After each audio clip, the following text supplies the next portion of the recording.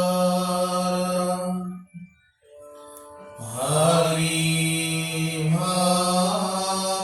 হরিভাতার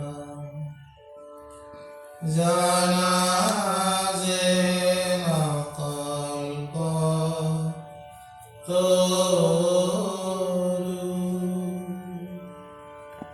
তাহান্ত বিনাই নাই নাই নাই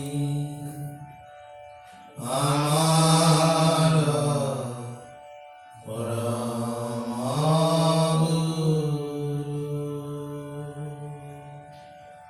রাম তাহান্ত বিনাই নাই নাই নাই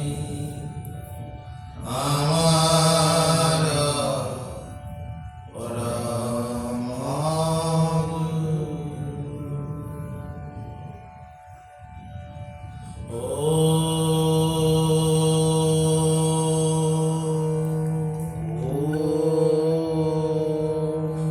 নমো নমো ভগবতে ভগবতে বাসুদেবায় বাসুদেবায়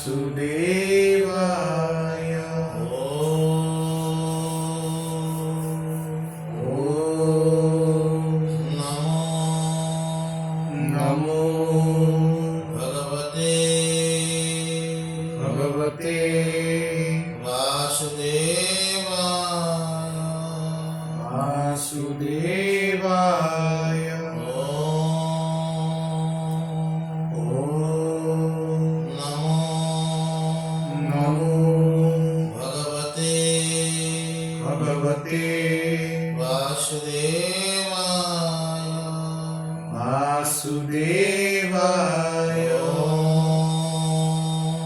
ওম নমো নমো ভগবতে ভগবতে বাসুদেবায় বাসুদেবায়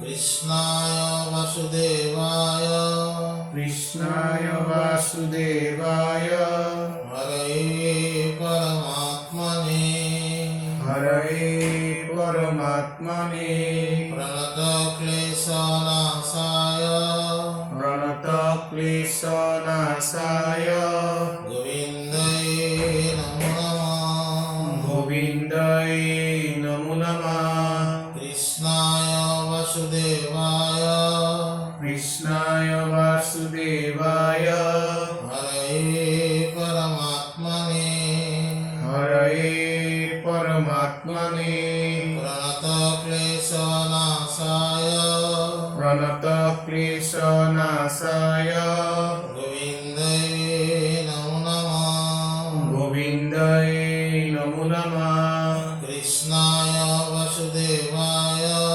কৃষ্ণায় বাসুদেবায় হরে পরমাত্মনে হরে পরমাত্মনে প্রণত ক্লেশনাশায় প্রণত ক্লেশনাশায় গোবিন্দায় নমো নমঃ গোবিন্দায় নমো নমঃ কৃষ্ণায় বাসুদেবায় কৃষ্ণায় বাসুদেবায় হরে পরমাত্মনে হরে পরমাত্মনে প্রণত ক্লেশনাশায় প্রণত ক্লেশনাশায় গোবিন্দায় নমো নমঃ গোবিন্দায় নমো নমঃ কৃষ্ণায় বাসুদেবায় কৃষ্ণায় বাসুদেবায় হরে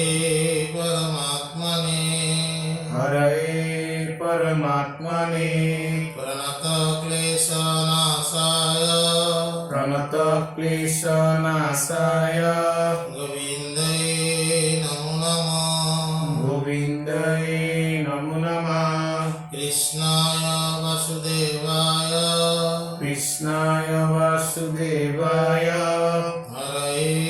परमात्मने हरये परमात्मने प्रणतक्लेशनाशाय प्रणतक्लेशनाशाय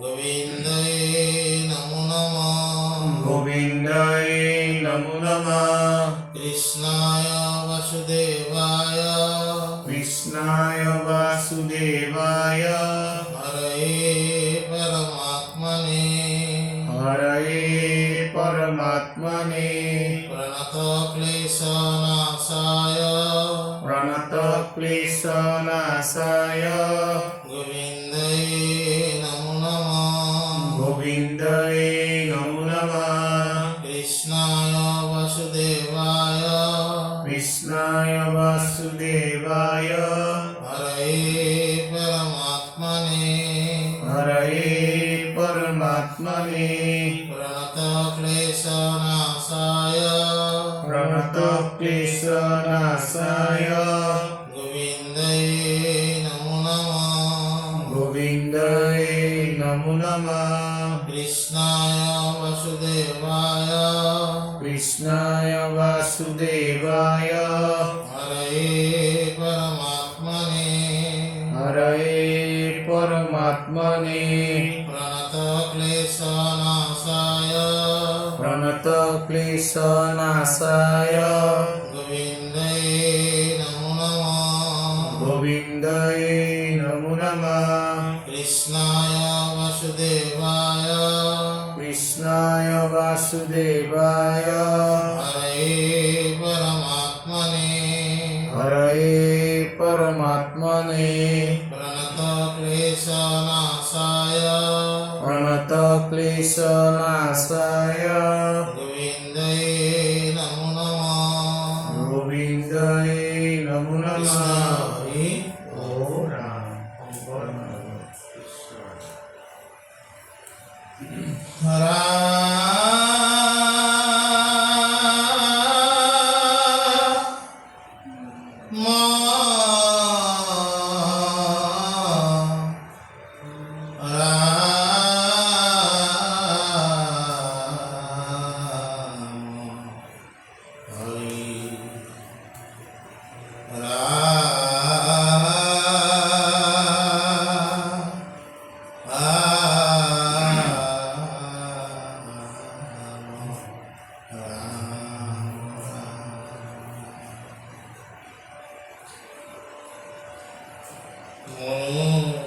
সরায়ুখনা ভঙ্গুরা সদাই পরে কেতিক্ষণে এই আসে এই নাই এরাম তাহার বিষয় আশা পরম নিষ্ফলা পুত্র দ্বারা ধন জন সদায় চঞ্চল একে নিমিষতে সবে হৈব এৰা এৰি অসাৰ সংসাৰ যেন কাটকৰ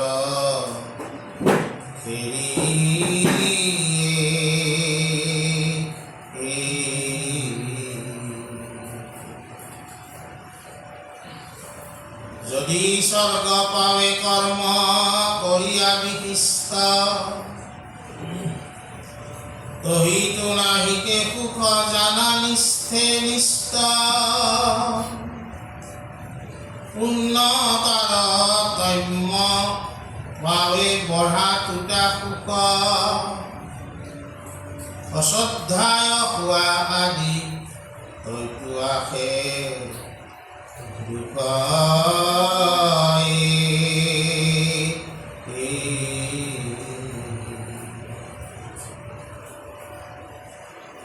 অন্য অন্য সৰ্বক্ষণে নুগুচে কণ্ডল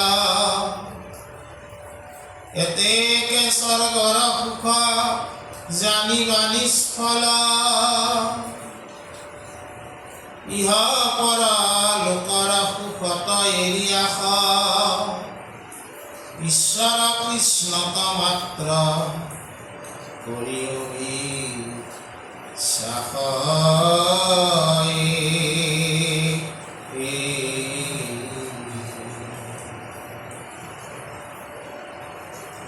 ধৰি নৱবিধ ভক্তি মাধৱৰ পাৱে ধৰ্ম অৰ্থ কাম যেই চাৱে কেহি পাৱে বুলিবা বোধয় আমি দত্তৰ চৱাল কেশৱক ভজি বেয়া মাৰনুহে ভাল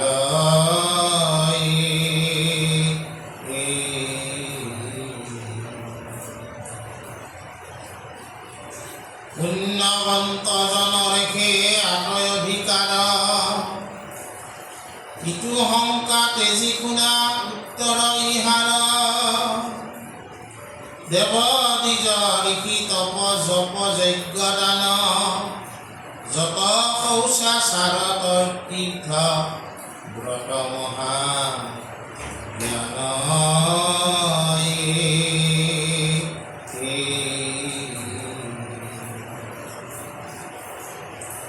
ইটো হবে বিড়ম্বন জানা নিষ্ঠ কৰি কেৱল ভক্তিতে মাত্ৰ তুষ্ট হন্ত হৰি এতেকে ভক্তিত সমস্তৰে অধিকাৰ নাহি বৰ্ণাশ্ৰময়াত নিয়ম বিচাৰ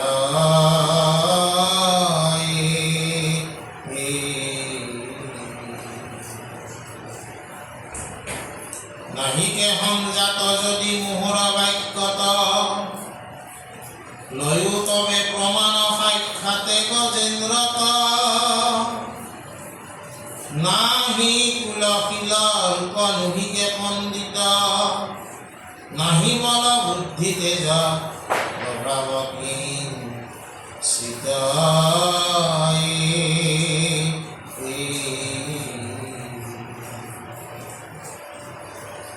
লইলা ভক্তি ভাবে মাত্ৰ কেৱলে শৰণ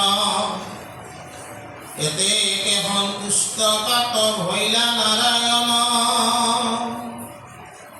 আজি আমাৰ ৰত্নাৱলী কি কৈছে যে আমাৰ যি আয়ু আছে আমি কিমান দিন জীয়াই থাকিম তাৰ কোনো ভৰসা নাই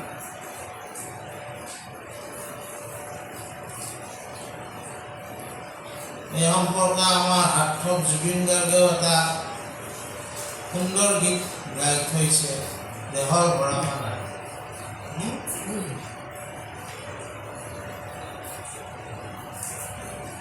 গতিকে এই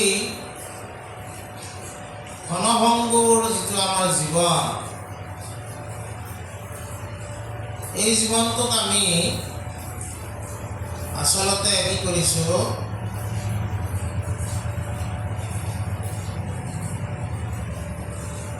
ধন জন পুত্ৰ পৰিবাৰ এই সমস্ততে আমি আসক্ত হৈ আছোঁ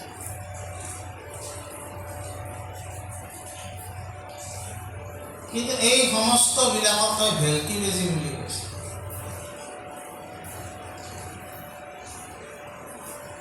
ভেলকি বেজি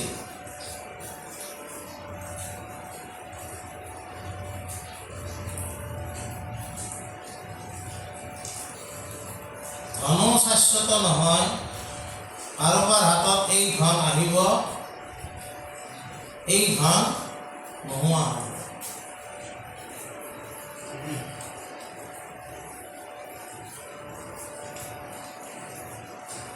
আমি আমাৰ ল'ৰা ছোৱালীক মোহ কৰোঁ আচলতে মোহ কৰিব নালাগে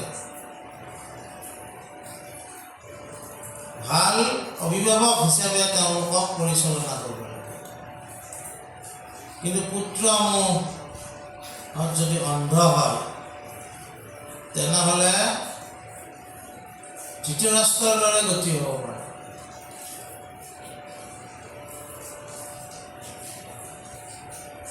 এইবিলাকত আমাৰ এটা তাৰমানে কি হয়, আজি আমি বাস্তৱ সমাজখনত কি পাই আছোঁ?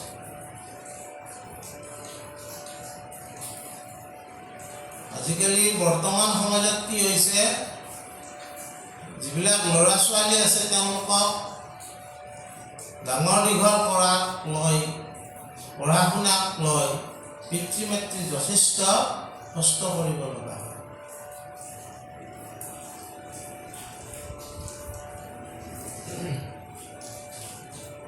সকলো নহয়, কিন্তু তাৰে কিছু সংখ্যক পুত্ৰই সেই পিতৃ মাতৃকে শেষত চিনি নোপোৱা হয়। বহুত তেনেকুৱা উদাহৰণ বৰ্তমান সমাজত আমি পাই আছো।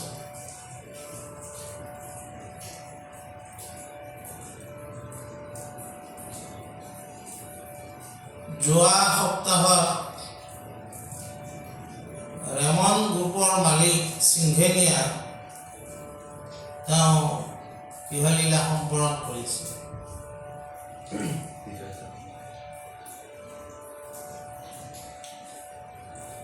80 চনৰ পৰা কষ্ট কৰি তেওঁ যিটো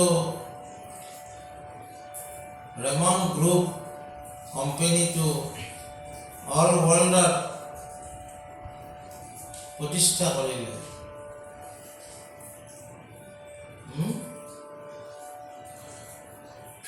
তাৰ বিজনেছ টাৰ্ণঅভাৰ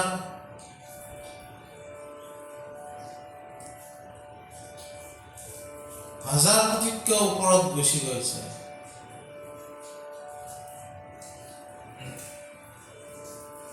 কিন্তু তেওঁ নিজৰ ল'ৰাটোক অলপ বেছি বিশ্বাস কৰাৰ কাৰণে শ্বেয়াৰবিলাক তেওঁৰ নামত লিখি দিলে। তাৰপিছত সেই ৰেমন গ্ৰুপৰ প্ৰাক্তন আৰু চেয়াৰমেন সিংঘেনিয়াক তেওঁৰ পুত্ৰই কি কৰিলে, তেওঁ বনোৱা ঘৰটোৰ পৰা উলিয়াই দিলে। তেওঁ ক'ত থাকিবলগীয়া হ'ল, এটা ভাড়া ঘৰত।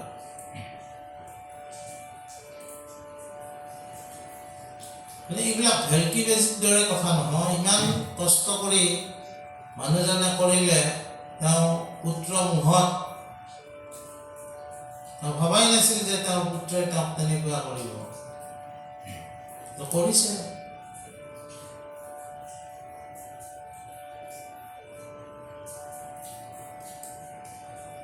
গতিকে আমাক সাৱধান কৰি দিছে শাস্ত্ৰই,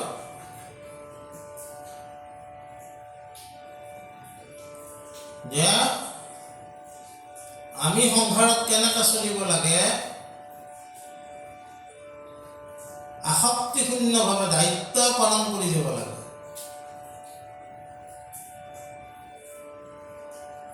আসক্তি শূন্য হ'ব লাগে, দায়িত্বটো পালন কৰি যাব লাগে। প্ৰেম ভক্তি মাত্ৰ ভগৱন্তৰ লগতহে থাকিব লাগে। তাৰ অৰ্থ এইটো নহয় যে মোৰ মাতৃক মই ভক্তি নকৰিম, পিতৃক ভক্তি, সেইটো এটা মোৰ কৰ্তব্য আৰু দায়িত্ব।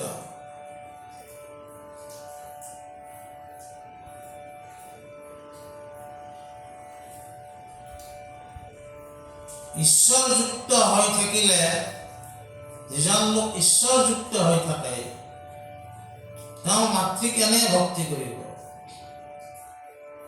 ঈশ্বৰৰ লগত যুক্ত হৈ থকা কাৰণে তেওঁক এইবিলাক প্ৰেৰণা অন্তৰত এনে জাগি উঠিব, মই পিতৃক ভক্তি কৰিব লাগে, মাতৃক ভক্তি কৰিব লাগে, পুত্ৰক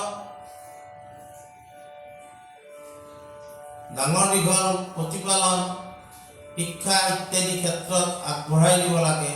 এই জ্ঞানবিলাক ঈশ্বৰযুক্ত হ'লে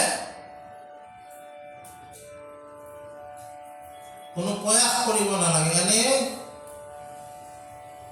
অন্তৰত উপজিব। কিন্তু তাত ঈশ্বৰযুক্ত নহয়, এইবিলাকতে যদি আসক্তিযুক্ত হৈ থাকো, তেতিয়াহ'লে এইবিলাক কিন্তু ভেলকি বেজি। যি পুত্ৰ মোহত মই ঈশ্বৰযুক্ত হোৱাৰ পৰা বঞ্চিত হৈ থাকিলোঁ, সেই পুত্ৰই মোক একদিন ঘৰৰ পৰা বাহিৰ কৰি দিব পাৰে।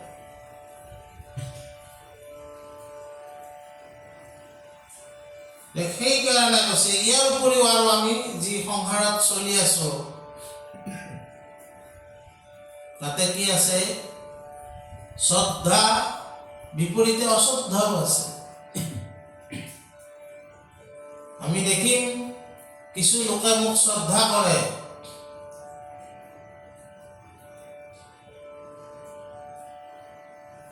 কিন্তু সেই শ্ৰদ্ধাত ময়ো উঠি ভাগি যাব নালাগিব।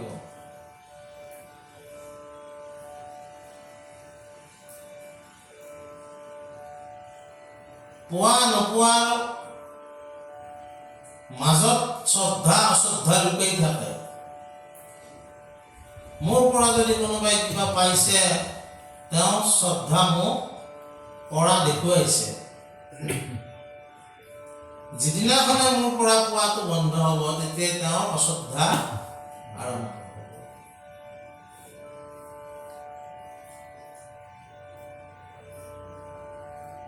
অসুয়া এইবিলাক শব্দ এৰিব দিছে আমাক। ঈৰ্ষা, অসুয়া, অহংকাৰ, তিৰস্কাৰ সৰ্বনষ্ট হোৱা দেৱে তাউক্ষণ এটা। ঈশ্বৰৰ লগত যুক্ত, ভগৱানৰ লগত যুক্ত লোকৰ এইবিলাক নোহোৱা হৈ আহে। কিন্তু সংসাৰৰ ঈশ্বৰযুক্ত হোৱাৰ পৰা যিবিলাক বঞ্চিত হৈ আছে, সংসাৰতে তেওঁলোকে এই ধন জন এইবিলাকতে যিসকলে আসক্তি কৰি আছে, তেওঁলোকৰ কি হয়? তেওঁলোকক এই অসুয়া এইবিলাক গুণে পটকা আগবাঢ়ি থাকে। অসুয়া মানে কি? যে গুণৱান লোকৰো আমি দুখ বিচাৰা।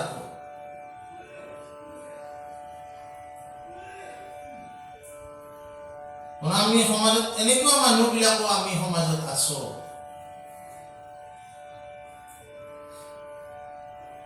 এটা ৰগৰ কৰি কথা কওঁ। এখন বিয়াত খুব ভালকৈ খুৱাইছে। এজন মানুহ সুধিলে যে কেনে হৈছে বিয়াখন? এই ইমান খুৱাও ভাল নহয়। সেইটো অসুয়াযুক্ত লোক। তেওঁ প্ৰশংসা কৰিব লাগিছে যে তাতো তেওঁ এটা দুখ ওলাইছে, ইমান খোৱাও ভাল নহয়। গতিকে আমাক কৈছে, তুমি যিবিলাক জাগতিক সুখৰ পিছত ঘূৰি আছা, এই সুখবিলাকৰ কোনো স্থায়িত্ব নাই।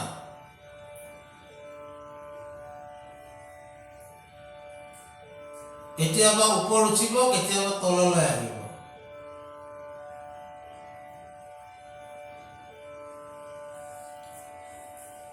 সেইকাৰণে যিটো পৰম সুখ আছে, ঈশ্বৰ যুক্ত হলে সেই পৰমানন্দ সুখ লাভ কৰিব পাৰে। সেই সুখতহে তুমি গুৰুত্ব দিয়া।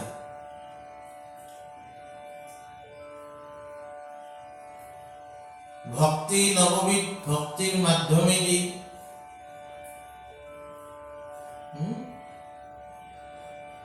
শ্ৰৱণ, কীৰ্তন, স্মৰণ, অৰ্চন, বন্দন, দাস্য, সখিত্য, পদসেৱন, আত্মনিবেদন, এই নৱবিধ ভক্তিৰ মাধ্যমেদি তুমি ঈশ্বৰক ভজনা কৰা। ধৰ্ম, অৰ্থ, কাম, মোক্ষ, চাৰি পুৰুষাৰ্থ তুমি অৰ্জন কৰিব পাৰিবা। কাৰণ তুমি ঈশ্বৰযুক্ত হৈছে যেতিয়া, সেইটোক মহাপুৰুষাৰ্থ বুলি কৈছিল। এহি মাত্ৰ মহাপুৰুষাৰ্থ পুৰুষৰ শ্ৰৱণ কীৰ্তন পৰিবেশ নিৰন্তৰ।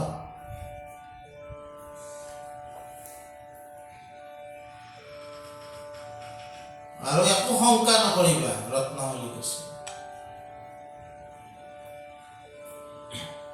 যে মই ঈশ্বৰক ভজাৰ কাৰণে উপযুক্ত নে উপযুক্ত নহয়, এইবিলাক শংকা নকৰিবা। কাৰণ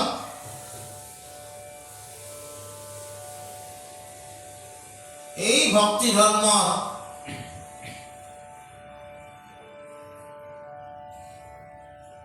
সমস্তৰে অধিকাৰ থকা বুলি ঘোষণা কৰা হৈছে। আৰু এই ভক্তি ধৰ্ম কোনো বৰ্ণাশ্ৰমৰ ব্যৱস্থা নাই বুলি ঘোষণা কৰা হৈছে।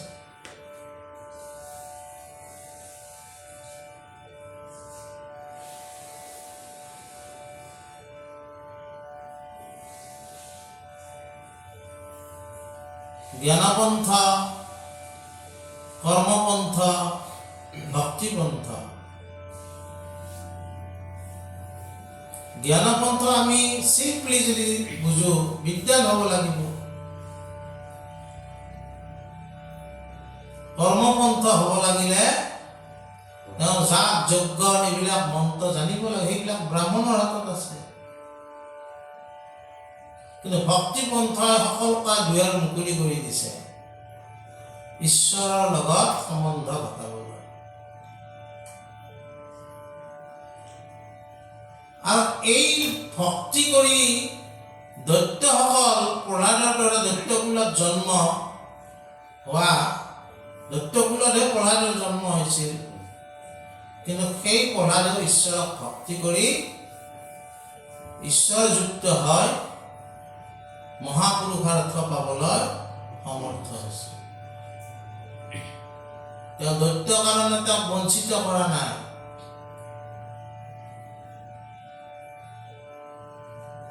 বুলন্ত প্ৰহ্লাদ উঠ উঠ, তোৰ ভক্তিত ভৈলো মহাতুষ্ট।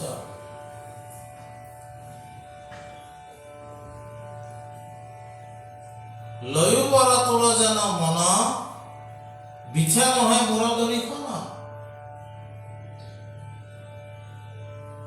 যেতিয়া নৰসিংহ ৰূপ ধাৰণ কৰিলে,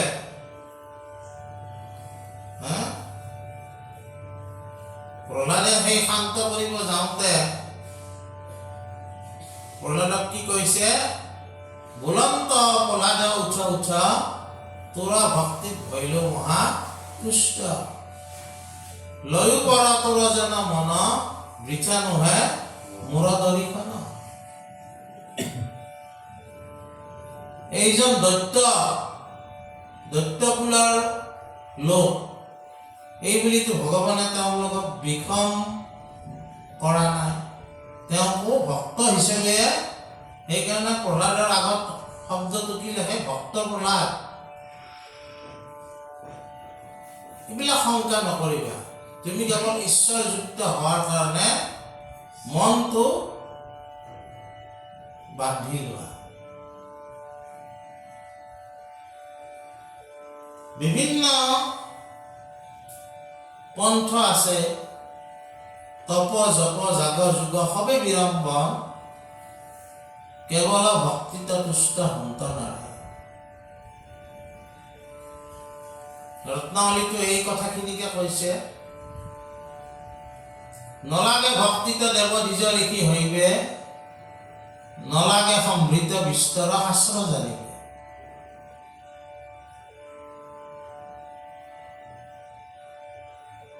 ভক্তিপন্থত আমি বহুত ডাঙৰ ব্ৰাহ্মণ হ'বও নালাগে, ঋষি হ'বও নালাগে, তপ কৰিবও নালাগে, জপ কৰিবও নালাগে।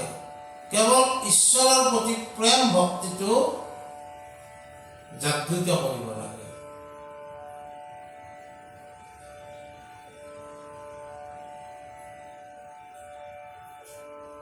এইবিলাকক বিড়ম্বনা বুলি কৈছে।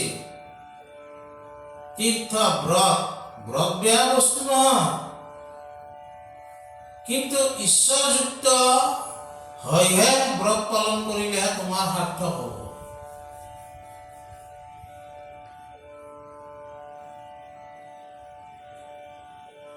ঈশ্বৰযুক্ত হোৱাৰ কাৰণে তোমাক ভক্তি লাগিব, নহ'লে তোমাক অহংকাৰে আগুৰি ধৰিব। তপটো সকলোৱে কৰে। ৰাৱণেও তপ কৰিছিল, হিৰণ্যকশিপুও তপ কৰিছিল, কিন্তু তেওঁলোক ঈশ্বৰযুক্ত নোহোৱাৰ কাৰণে কি হ'ল? তেওঁলোকৰ তপে তেওঁলোকক তৰাব পাৰিলে নেকি?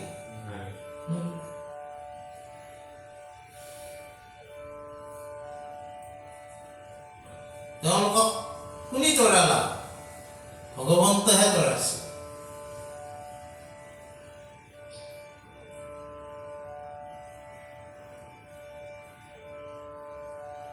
তাৰপিছত কৈছে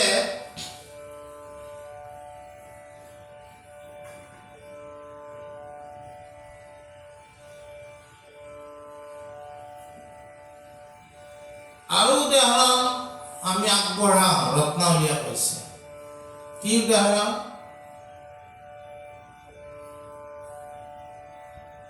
তুমিতো মনুষ্য, তোমাকতো ভগৱানে জ্ঞান দি প্ৰদান কৰিছে।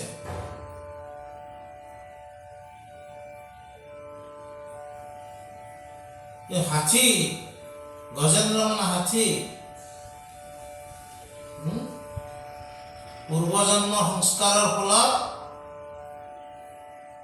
তেওঁ ভগৱন্ত যেতিয়া তেওঁ সংকট বেলাত তামা সদবুদ্ধি ভৈল, কি ভৈল বুলি গুণিবাব লইল।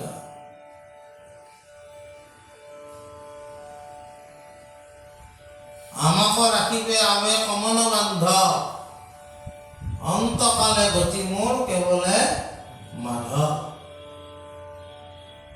মোক কোনেও ৰক্ষা কৰিবা নোৱাৰে গাহৰ কবলৰ পৰা।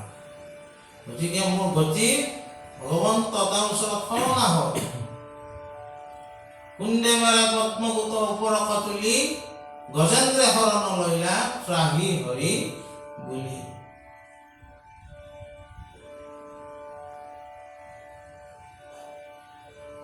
আমাৰ ভগৱন্ত এনেকুৱা ভক্তি বা ভক্তক ইমান গুৰুত্ব দিয়ে, হাতীয়ে মতটাও আছিল।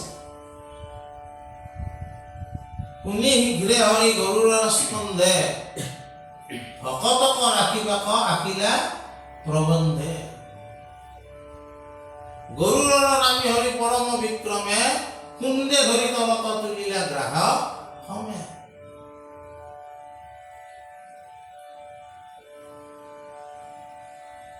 ভকতে মাতোতে বা মানে বায়ু বেগে তেওঁ আহিছে গৰুড়ৰ স্কন্ধত, আৰু লেন কৰাই নাই, তেওঁ জাপ মাৰি দিছে ভকতক ৰাখিবাক লাগি। বুজা? এই হল উদাহৰণ, এইবিলাক দিছে। আচলতে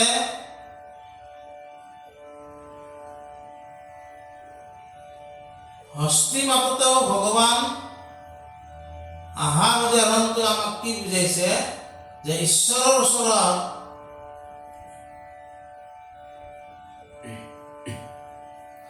প্ৰাণীয়েও যদি শৰণ লৈছে, তেওঁ ভকত হিচাপে ঈশ্বৰে গ্ৰহণ কৰিছে। তেওঁ বিষম কাৰো লগত নাই। কেৱল মনুষ্য আৰু দেৱতাৰে ঈশ্বৰ নহয়, ঈশ্বৰ চৰাচৰ জগতৰ ঈশ্বৰ। উৰণ বুৰণ গজন ভ্ৰমণ চাৰিমুখী জীৱৰ যিনে ঈশ্বৰক বিচাৰিছে, তেওঁৰে ওচৰত আহি ঈশ্বৰে অৱস্থান কৰিছে। ভক্তি, আমাৰ ৰত্নাৱলী বা শাস্ত্ৰই ভক্তিক ইমান ওপৰত।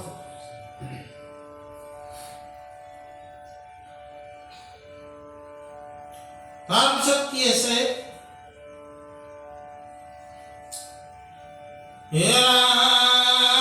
ইহাৰ প্ৰমাণ এবে লয়ুক সম্প্ৰতি, ব্ৰাহ্মণৰ আগত প্ৰহ্লাদ নিগদতি, পৰম আশ্চৰ্য প্ৰভু তোমাৰ সৃষ্টিত, তুমি জগততে সম আত্মা মহাহিত।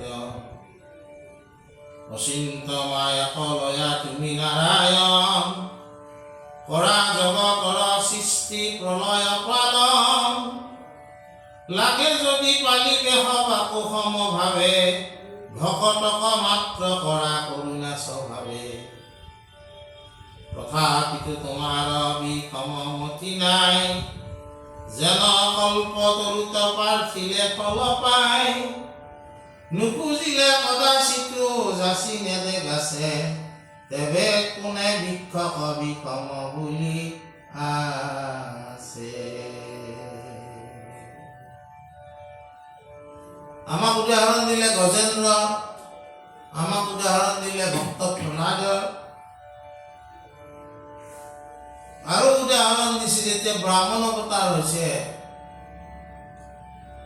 যেতিয়া বলি নাক পাখেদি বান্ধিব খোজে বিন্ধ্যাৱলীয়ে স্তুতি কৰি ৩ নম্বৰ খোজটো বলিয়াৰ মাথাত লৈছে। তাৰপিছত সেই সময়ত বলি ৰজা প্ৰহ্লাদৰ নাতি আছিল নহয়।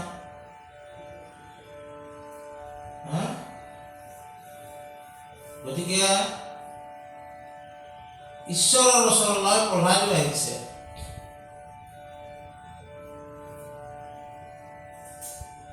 প্ৰহ্লাদেও সেই সময়ত প্ৰাৰ্থনা কৰিছে,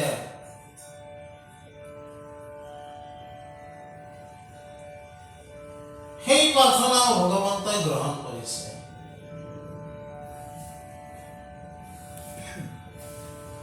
তাৰে ভিতৰত আমাক এটা কথা কৈছে, সেইজন ঈশ্বৰ যিজনক অচিন্ত অব্যক্ত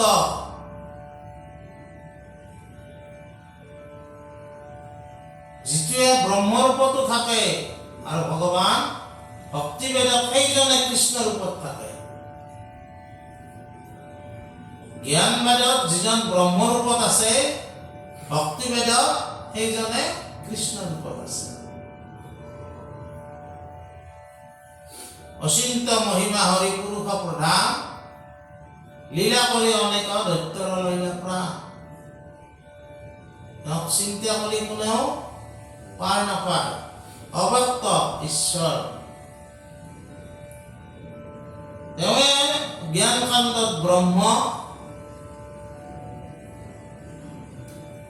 আৰু ভক্তিকাণ্ডত তেওঁৱে হ'ল ভগৱন্ত কৃষ্ণ। ভাগৱতত মতে তেওঁৰ দ্বাৰাই কি হৈছে, তেওঁ মায়াক ৰচনা কৰি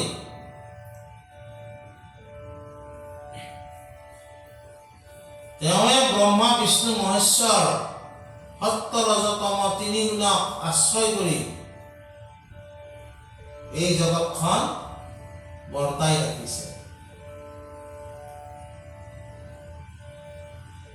কিন্তু তথাপি ভগৱন্তৰ এটা বিশেষ গুণ আছে, সকলোকে সময়ে তেওঁ, কিন্তু ভকত যিজনে তেওঁৰ লগত যুক্ত হ'ব বিচাৰে তেওঁক অলপ কৰোণা কৰে।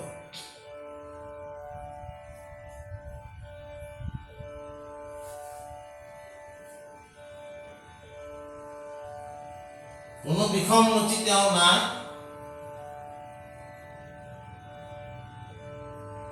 প্ৰাৰ্থনা কৰিলে কল্পতৰু বৃক্ষই যেনেকে ফল দিয়ে, ভগৱন্তকো যদি আমি প্ৰাৰ্থনা কৰোঁ নিষ্কামভাৱে, আমাক যি লাগে ভগৱন্তই নিজে পূৰণ কৰি দিব।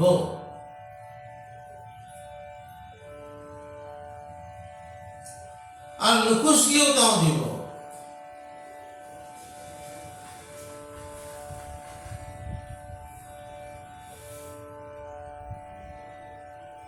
সেইকাৰণে কোৱা হৈছে, হেৰাম সেহি মতে ভকতৰ বৈশ্য হৰিদেৱ, সুধীৰ বিশ্বাসে কাংক নিতে কৰা সেৱ।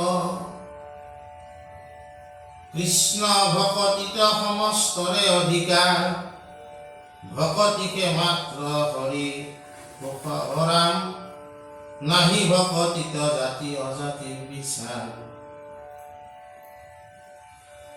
কৃষ্ণ ওৰা ভকতিকে মাত্ৰ হৰি তুষাৰ কাৰণ লয়ো সৰ্বজনে জানি কৃষ্ণ তকৰণ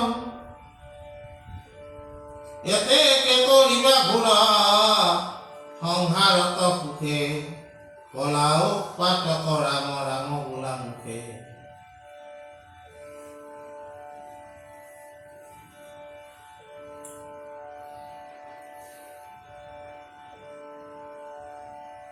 ভক্তিবেদে আমাক আৰু কি শিকাইছে? ভক্তিৰ ৰহস্য ভকতি কি?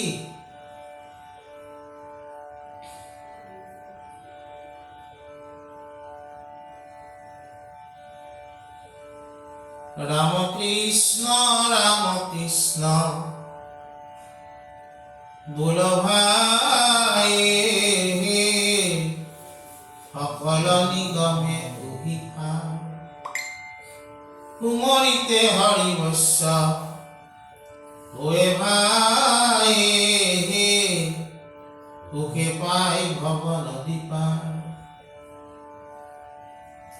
ভাল উপায় পাইল ভাই ভাই রাম নাম নিগম রহস্য একচিত্ত মনে ভাব ভাই ভাই যার নাম তাকে করা অবশ্য।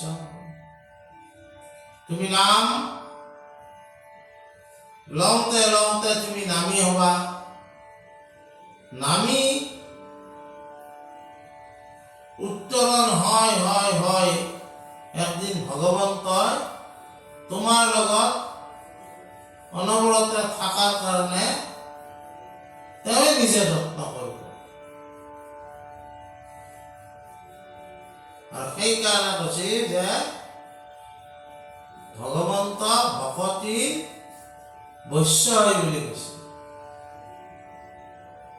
যিজন ঈশ্বৰক তুমি সদায় ভজনা কৰি আছা, সদায় মালিক বুলি ভাবি আছা, সেই ঈশ্বৰে একদিন তোমাৰ লগত তোমাক একেখন আসনতে বহাই দিব। তোমাৰ আৰু মোৰ মাজত কোনো পাৰ্থক্য নাই। ভকতেহে মূৰৰ এটি জানিবে নিশ্চয়, ভকত জনৰ জানা আমিকে হৃদয়। মহি পিনে ভকতে নিশ্চিন্তে কিছু আন, ভকততে পৰমহি নিশ্চিন্ত হোৱা। ঈশ্বৰে নিজে কৈছে।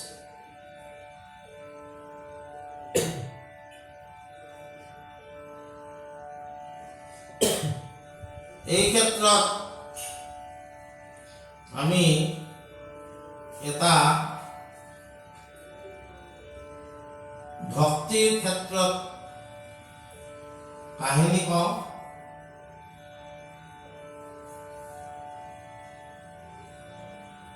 তাৰে আগে আগে আমি এটা কথা কৈছো,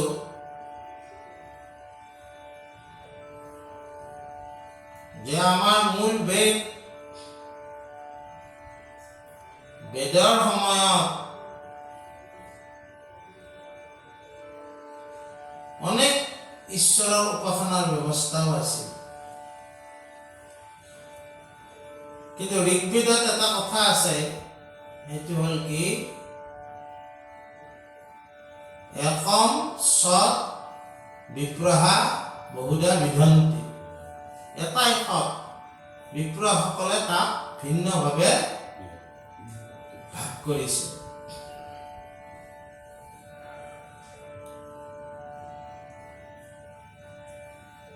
জ্ঞানকাণ্ড, কৰ্মকাণ্ড আৰু ভক্তিকাণ্ড, বেদৰ চাৰিটা যি ভাগ, সেই চাৰিটা ভাগৰ সংহিতাত মন্ত্ৰবিলাক আছে। ব্ৰাহ্মণক কি আছে, পূজা, যজ্ঞ, হোম ইত্যাদি কেনে ব্যৱস্থা কৰিব, পদ্ধতিবিলাক আছে। এসময়ত এই পদ্ধতি জনাসকলকে ব্ৰাহ্মণ বুলি কৈছে। সেইটো আচলতে বেদৰ ভাগ এটা। ৩ নম্বৰটো হ'ল আৰণ্যক। আৰণ্যক মানে কি, যে ঈশ্বৰক পোৱাৰ নিমিত্তে কিছুমান ঋষিয়ে বনত ধ্যানমগ্ন হয় ঈশ্বৰৰ লগত যুক্ত হ'ব বিচাৰিছে। তাৰো কিছু নীতি নিয়ম আছে, সেইবিলাক ক'ত আছে? কোন শাস্ত্ৰত? আৰণ্যকত আছে। আৰু বেদৰ শেষৰ ভাগটো হ'ল, যাক বেদান্ত বুলিও কয়, সেইটো হ'ল উপনিষদ। ইয়াতে দৰ্শনটো আছে। আৰু ভক্তিভেদে এই গোটেইবিলাকৰ পৰা আনি যেনে ভগৱন্ত কৃষ্ণকে আমাৰ উপাস্য আৰু ভজনীয় হিচাপে দেখুৱাইছে। কাহিনী ভাগ আমি কৈছো অন্ধ্ৰপ্ৰদেশৰ, তেওঁৰ নামটো শেষত গৈ ভদ্ৰাচল ৰামদাস হৈছিল।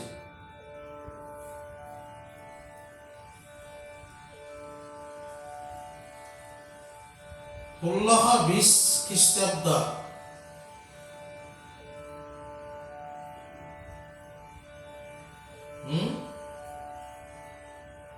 অন্ধ্ৰপ্ৰদেশৰ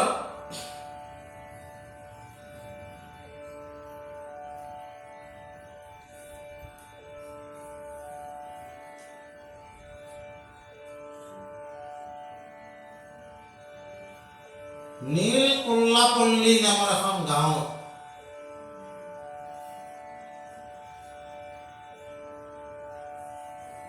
এই ভদ্ৰাচল ৰামদাসৰ জন্ম হৈছিল।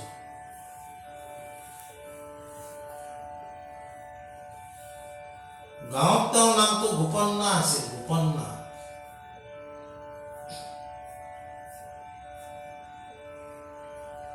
মৰ্যাদা পুৰুষোত্তম ৰাম তেওঁৰ উপাস্য আছিল। আৰু সেই সময়ত তাতে যক্ষ গান বুলি কিছুমান সৰু সৰু দৃশ্য নাটক হিচাপে কৰা হৈছিল। গোপন্নাই তাৰে গীতপদ গাইছিল, ভাল পাইছিল।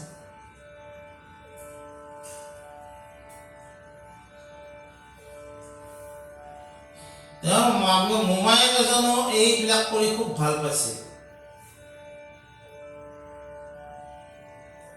সংস্কৃতিৰ মানুহ, তেওঁলোকে সংস্কৃতি কৰি ভাল পায়।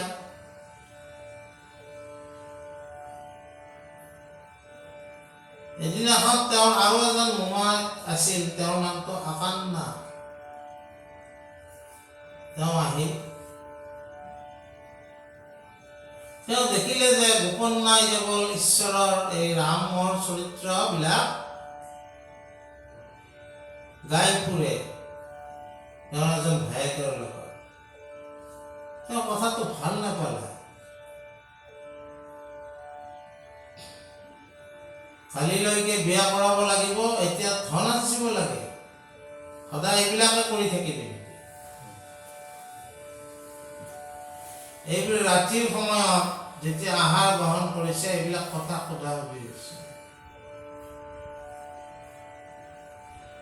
তাৰপিছত কি কৰিলে, এই মোমায়েকটোই ক'লা কি যে তুমি কালি মোৰ লগত ওলাব লাগিব, মই তোমাক গুৰকুণ্ডালৈ লৈ যাম। তেতিয়া তাত শাসন কৰি আছিল নবাব কুতুব শ্বাহী বংশৰ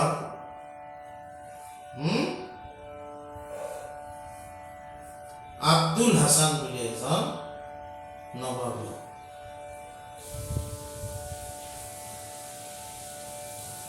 তেওঁ ৰাজবিষয়া, আগতেতো আৰু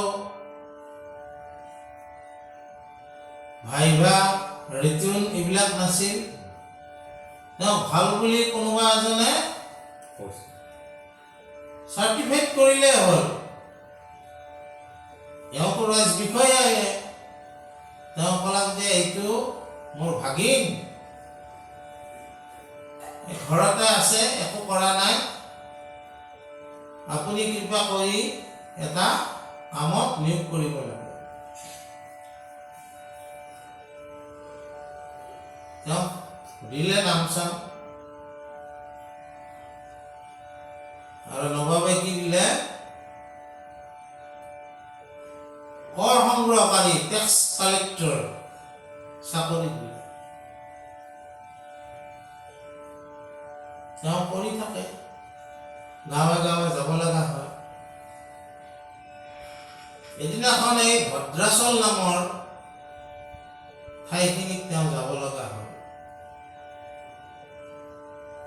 তাতে এটা পুৰণি মন্দিৰ দেখা পালে। সুধি সুধি গম পালে যে এইটো ৰামৰ মন্দিৰ, অন্ধ্ৰপ্ৰদেশত। মানুহবিলাকে কিংবদন্তি ক'লে যে ৰামে যেতিয়া বনবাস খাটিছিল তেতিয়া এইখিনি ঠাইত এবাৰ জিৰাইছিল, আৰু সেইকাৰণে এই ঠাইখিনিত ৰাম মন্দিৰটো প্ৰতিষ্ঠা কৰা হৈছে। কিন্তু মন্দিৰটোৰ অৱস্থা খুব পৰিত্যক্ত হয়। ইমান মৰ্যাদা পুৰুষোত্তম ৰামৰ মন্দিৰটো ইমান পৰিত্যক্ত কেলে হৈছে? গাঁৱৰ লোকে ক'লে যে আপুনিয়েতো ৰাজবিষয়া, যে ৰজাৰ পৰা অনুগ্ৰহ আনিলে মন্দিৰটো ভাল কৰিব পাৰোঁ। তেওঁ কৈছে যে ৰাজকোষৰ ধন প্ৰজাহিতৰ কাৰণে খৰচ কৰিব লাগে। মন্দিৰ আমি যদি বান্ধিব লগা হয় আমি দান তোলো, গাঁৱে গাঁৱে গৈ সেই পইচাৰে আমি মন্দিৰ বান্ধিম। গাঁৱৰ লোকে ক'লে যে আমাক কোনে বিশ্বাস কৰিব? এই কামটোক আপুনিয়ে আগভাগ ল'ব লাগিব। ৰাইজৰ লগত লগ লাগি দান তুলিলে, কিছু পইচা উঠিল, বাকী কোনোবাই ধানো দিলে, কোনোবাই সোণো দিলে, কোনোবাই ধন দিলে। মন্দিৰৰ কিছু কাম হ'ল, কিন্তু তথাপি কাম বাকী থাকিল। তেতিয়া ৰাইজে ক'লে যে মন্দিৰটো আমাৰ কাম সম্পূৰ্ণ নহ'ল, কেনেকৈ সম্পূৰ্ণ কৰা যায়? এজনে ক'লে যে আপুনি নহ'লে অলপ ৰাজকোষৰ ধন আমাক ধাৰলৈ দিয়ক, যেতিয়া ফচল হ'ব, খেতি হ'ব তেতিয়া আমি এই ধাৰটো পৰিশোধ কৰিম।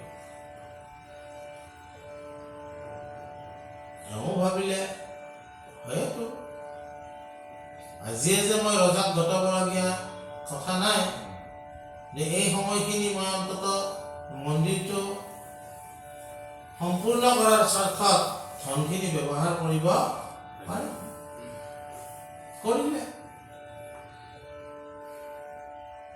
কিন্তু নিয়তিৰ পৰিহাস, সেইবাৰতো খেতি বেয়া হ'ল, নিজৰে খাবৰ নাতে ক'ৰপৰা টেক্স দিব?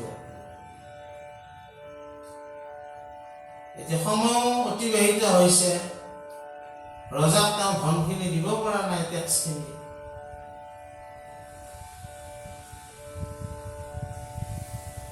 ৰজাই তেওঁক আদালতত হাজিৰ কৰিলে। ৰাজকোষৰ ধনৰ খেলি মেলি তুমি কিয় কৰিলা? যিমান ধন আছে তুমি আদায় কৰা, আদায় কৰি দিয়া। তেওঁ ক'ৰ পৰা দিব? তেওঁ নায়ে ধন। তেওঁক কি কৰিলে? বন্দীশালত থৈ দিলে। এদিনাখন দুজন যুৱকে আহি ৰজাক ক'লে যে আপোনাৰ বন্দীশালত ভদ্ৰাচল ৰামদাস আছে, তেওঁক মুকলি কৰি দিব লাগে। ৰজাই ক'লে তেওঁক মুকলি আমি এনেই কৰিব নোৱাৰিম নহয়, তেওঁ যিখিনি কৰ পৰিশোধ কৰিবলগীয়া আছে সেইখিনি পৰিশোধ কৰিব লাগিব। বোলে আমি ধন লৈ আহিছোঁ। ৰজাই সুধিলে তোমালোকৰ নাম কি? তেওঁলোকে ক'লে মোৰ নাম ৰাম। এজনে ক'লে মোৰ নাম লক্ষ্মণ। ক'ৰ পৰা আহিছে? বোলে আমি অযোধ্যাৰ পৰা আহিছোঁ। সেইবুলি ধনৰ টোপোলাটো ৰজাক দি দিলে। ৰজা অলপ চিন্তা কৰিব লগা হ'ল। ইমান ধন এজন মানুহৰ কাৰণে কেনেকৈ দিব পাৰে? ভদ্ৰাচল ৰামদাস আচলতে ভক্ত মানুহ। এইবুলি বন্দীশালক ৰজাই নিজে যায় ভদ্ৰাচল ৰামদাসক খবৰটো দিলে, ভদ্ৰাচল ৰামদাস তোমাক মুকলি কৰি দিয়া হ'ল। তোমাৰ পৰিশোধ কৰিবলগীয়া ধন অযোধ্যাৰ পৰা আহি ৰাম লক্ষ্মণে আদায় কৰি দিছে।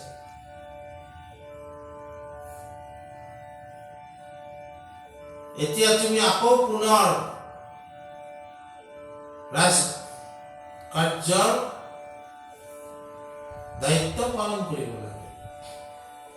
তেতিয়া ভদ্ৰাচল ৰামদাসে সেৱা কৰি ৰজাক কৈছে যে মহাৰাজ, মই আৰু ৰাজভক্তি নকৰোঁ, মই ৰাম ভক্তিহে কৰিম। গতিকে কৰ সংগ্ৰহ বিষয়া মই নহওঁ, মই ৰামৰ দাস হিচাপেহে থাকিম। তেতিয়া ৰজাই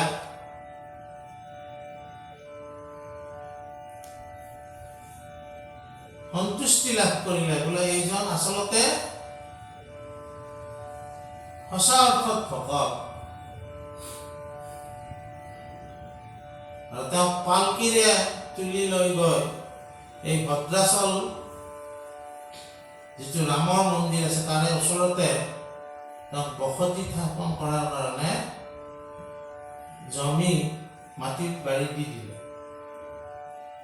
আৰু তাতেই তেওঁ জীৱনৰ শেষ সময়খিনি ৰামৰ বিষয়ে বহুত গীত পদ ৰচনা কৰিলে।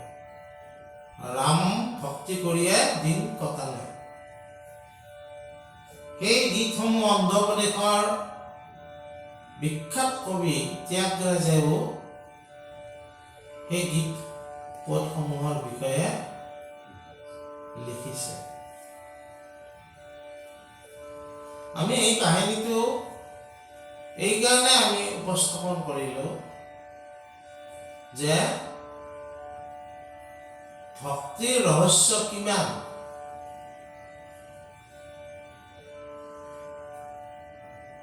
ঈশ্বৰৰ লগত যুক্ত হোৱা ভক্তি কৰাৰ কাৰণে তেওঁ সকলো কলুষিতা ঈশ্বৰে নোহোৱা কৰি দিছে। আজি আমি তেওঁৰ কথা, বহুত ৰজা ইয়াৰ পৰা গুচি গৈছে, কিন্তু ইতিহাসৰ পাতত 1620 চনত জন্ম লাভ কৰা ভদ্ৰাচল ৰামদাস আজিও জিলিকি আছে। এইখিনি কথাকে আজি আমি কোৱা হ'ল। কৃষ্ণ